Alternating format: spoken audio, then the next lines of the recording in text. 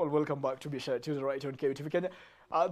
The launch segment right here, and I'm joined by EmpServe, and we'll be taking a look at issues with social entrepreneurship.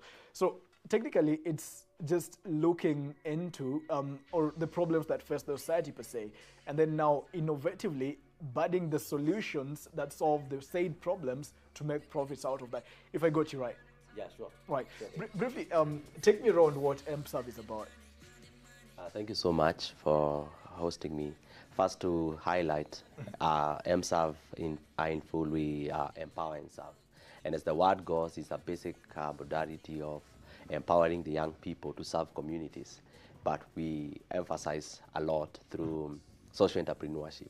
Right. Social entrepreneurship is a basic twist of the mainstream entrepreneurship, Right. but now emphasizing on social impact at the community level, and at the same time creating opportunities for the young people. Right. And we're speaking about the young people, which it's a populace that for a long time they've played victim to the system per se. Cries here and there of there not being jobs, cries here and there of even if the jobs are, then there's very harsh conditions out there. How do you suggest young people beat what we'd call the system that they're crying against? I think that is where we stand, because we have everyone crying foul maybe of what the government has not done. Right. But also for us who are non-governmental, who are there to supplement what the government is doing, Right. is just to ask yourself and maybe to contextualize the fact that a young graduate, for example, in Kenyatta University, will spend not less than 5 years before they secure a job, for Right. example. Right.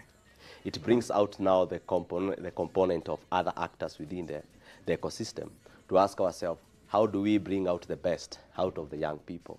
And the opportunities that hold is basically asking the young people what capabilities, what potentials do they hold? And that is now where we, as the players in the ecosystem, comes in to accelerate what they hold. That is in terms of skills, in terms of talent, and in terms of ambitions. Like some people will be able to see some specific challenges, but they don't know how to address them. So we bring in like that kind of a pre-incubation or an incubation system that brings the best out of the young people. By so doing, they'll be able to create employment for themselves. At the same time, they'll be able to address eminent challenges that are facing communities. Right. By the end all, we have achieved what we have anticipated. We have created employment for them. They have created employment for other people. Right. At the same time, they have resorted to a social impact, maybe a transformation, in agriculture, in green energy. Right. And it's important to say so because I think we're a nation that complains a lot, and the simple fact that we might have a lot of problems as a nation means there's a lot more opportunities. What if we looked at it that way? And you're mentioning young people here, and in Silicon Valley, there's what is said that 99% of ideas are budded, I'd say. But only 1% develop to finality, and that 1% pays for the 99%. Is it any different when it comes to the Kenyan environment where EmpServe operates?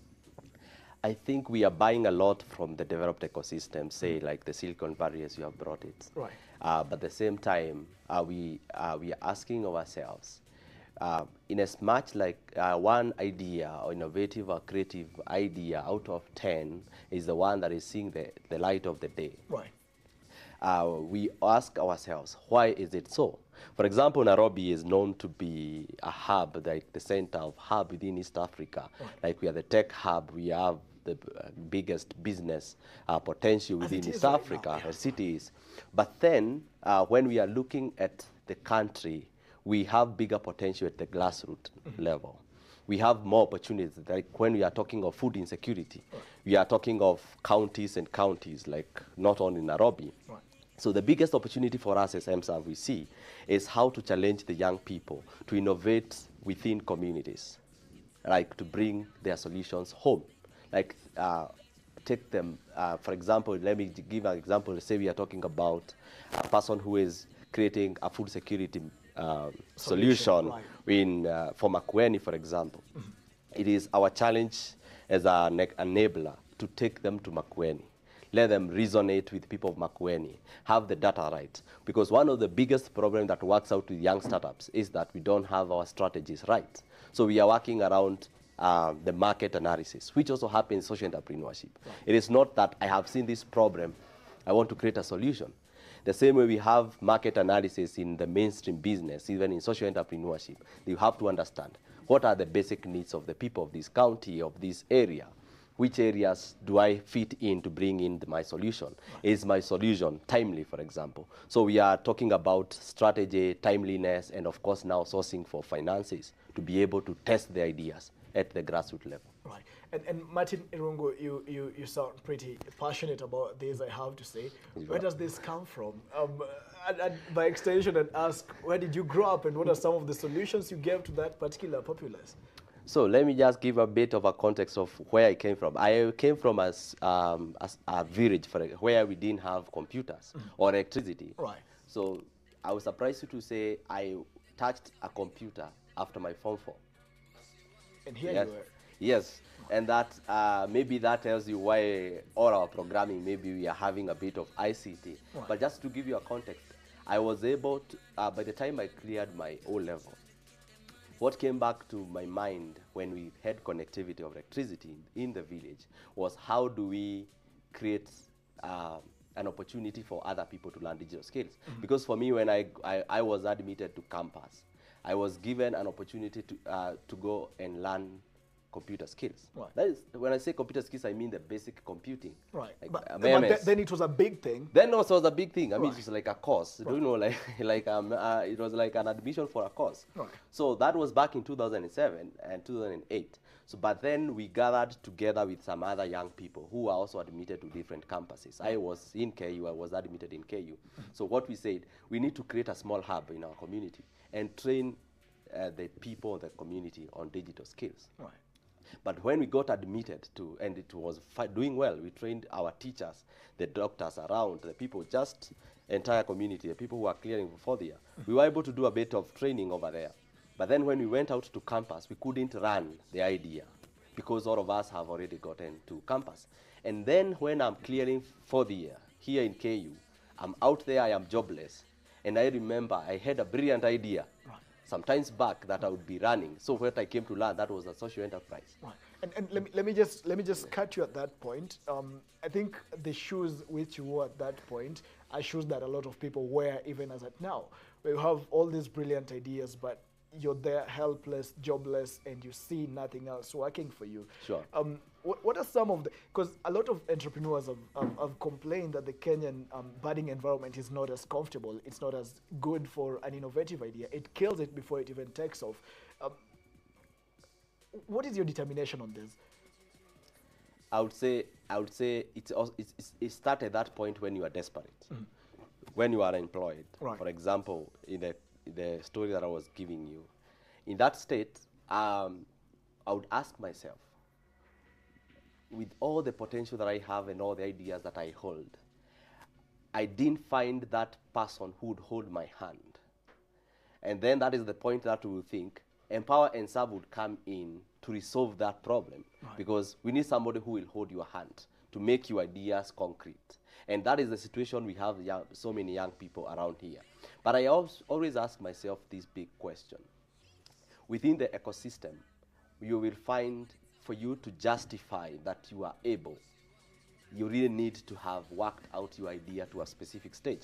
So if you see a call today of people who are innovating around agricultural solution or green energy, they are looking for people who have really worked out the idea. Right. And the reason why they will die very, very early is because so many enablers would be anticipating a lot from the young people. Right. They don't give that green opportunity.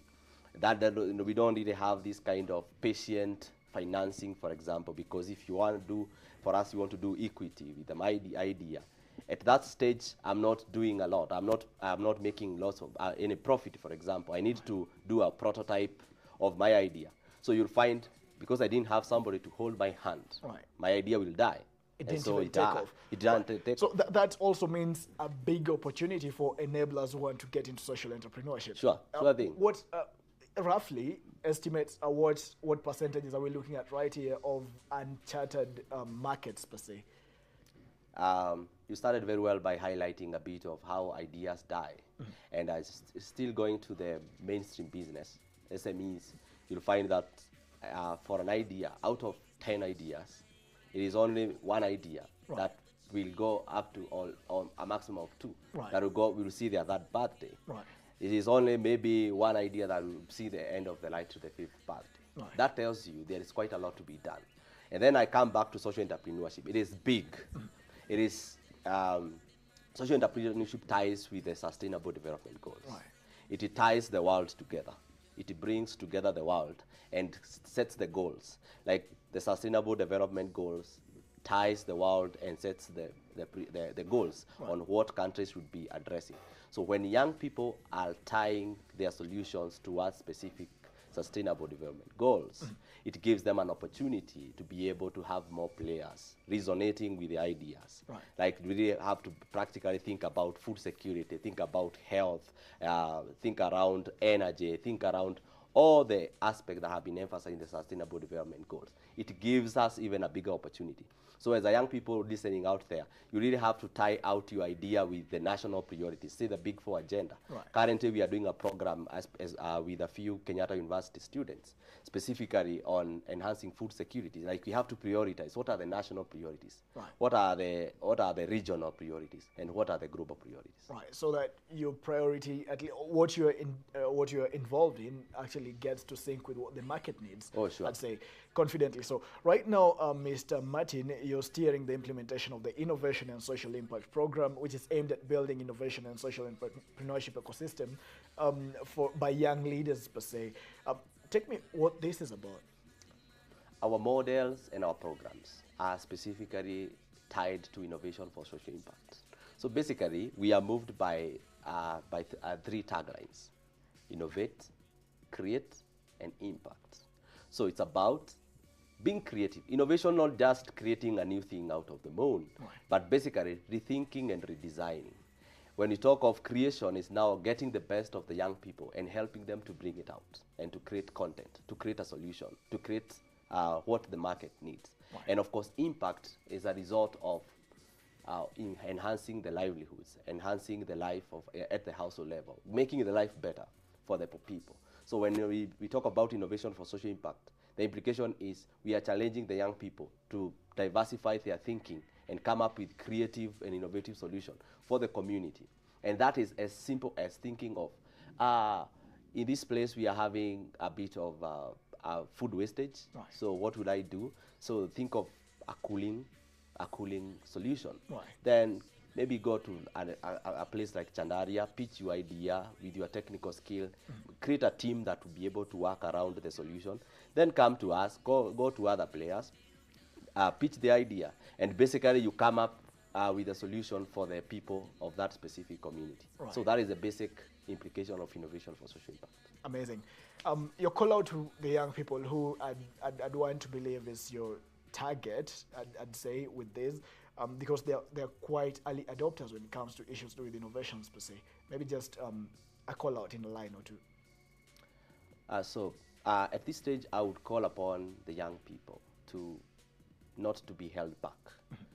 Have always said the biggest challenge in implementing programs or implementing innovations or running businesses, it is not capital. The biggest challenge is the mindset. Do you have the mindset that you are able to do? It starts there. At the same time, it's just asking yourself, what resources are you able to pull together? We really struggle with young people who have brilliant ideas, but they are really not able to compose even a team that will be able to work. For example, if I'm working on a health solution, maybe I'm a medic, I need to work with maybe somebody in tech. I need to work with an engineer. I need to work with, I need to create a team of co-founders. I just don't want to be the only person.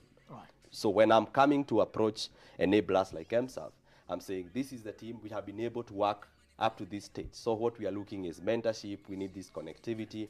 We need an opportunity to speak about our ideas. So it starts there without a lot of money. Then at that stage, you'll be able to showcase what you believe, what you are, and the world is going to see. We are able to showcase your ability, and the world is able to see, and people will be able to pursue you. Amazing. Martin Irungu, Empower and Serve Kenya. That is, he's the co-founder and executive director at EmpServe. Tremendous. You have a kid or a younger brother, sibling? Yes, I do have a wife and a young kid who is turning 2 years. A he or a she? A she. A she. Yes. Does she have access to a computer now? Yes, And at least tremendous. for her, So that's what we're talking about. So it's right. it just That's what we're talking about. It just gives you an opportunity, and then don't look back and say, I mean, the background should not be A hindrance to stumbling that. block. That's right. You like a computer, let your kids have a computer. Thank you so much. I'm Martin Irungu, co-founder and executive director, Empower and Serve Kenya. Thank you so much. It's been a pleasure.